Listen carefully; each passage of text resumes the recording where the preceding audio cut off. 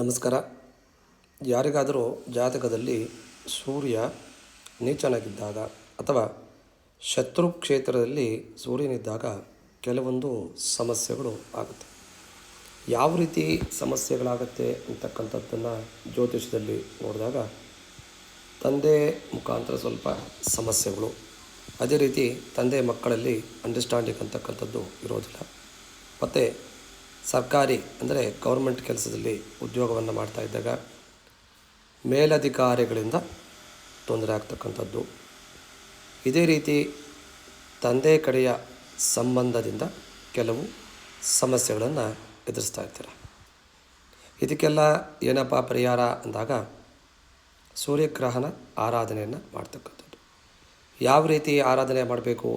ಸೂರ್ಯನ ಪ್ರಾರ್ಥನೆಯನ್ನು ಮತ್ತು ಪ್ರತಿ ಭಾನುವಾರ ಆದಿತ್ಯ ಹೃದಯವನ್ನು ಪಾರಾಯಣವನ್ನು ಮಾಡಿ, ಸೂರ್ಯ ನಮಸ್ಕಾರವನ್ನು ಮಾಡಿ, ಆದಷ್ಟು ಗೋಧಿಗೆ ಸಂಬಂಧಪಟ್ಟ ಹಾಗೆ ಆಹಾರಗಳನ್ನು ದಾನವನ್ನು ಮಾಡಿ, ಅದೇ ರೀತಿ ಆಹಾರಗಳನ್ನು ಸ್ವೀಕರಿಸಿ.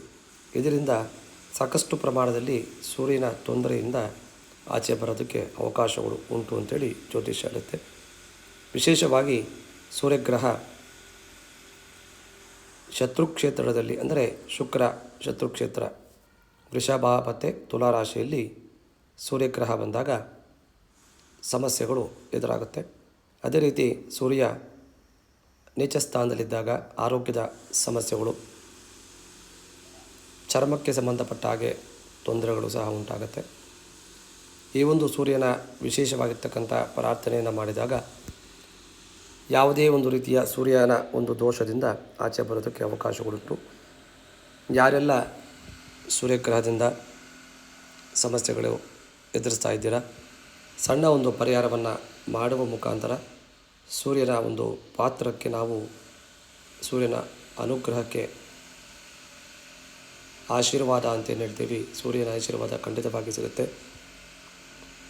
ವಿಶೇಷವಾಗಿ ಸೂರ್ಯ ನಮಸ್ಕಾರವನ್ನು ಮಾಡಿ, ಪ್ರತಿ ಭಾನುವಾರ ಆದಿತ್ಯ ಹೃದಯವನ್ನು ಮಾಡಿ, ನಿಮ್ಮ ಕೆಲಸಗಳಲ್ಲಿ ತೊಂದರೆಗಳು ಇದ್ದಲ್ಲಿ ಅದಕ್ಕೂ ಸಹ ಈ ಒಂದು ಸೂರ್ಯನ ಮಂತ್ರವನ್ನು ಜಪವನ್ನು ಮಾಡಿ, ಅದು ಓಂ ಹ್ರಾಂ ಹ್ರೀಂ ಹ್ರೌಂ ಸಹ ಸೂರ್ಯಾಯ ನಮಃ ಅಂತಕ್ಕಂಥದ್ದು ಸೂರ್ಯನ ಮಂತ್ರವಾಗಿರುತ್ತೆ.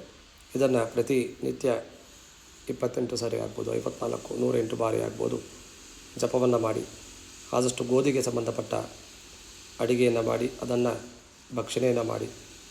ಇದರಿಂದ ಸೂರ್ಯನ ಆಶೀರ್ವಾದ ಖಂಡಿತವಾಗಿ ಸಿಗುತ್ತೆ. ನಮಸ್ಕಾರ.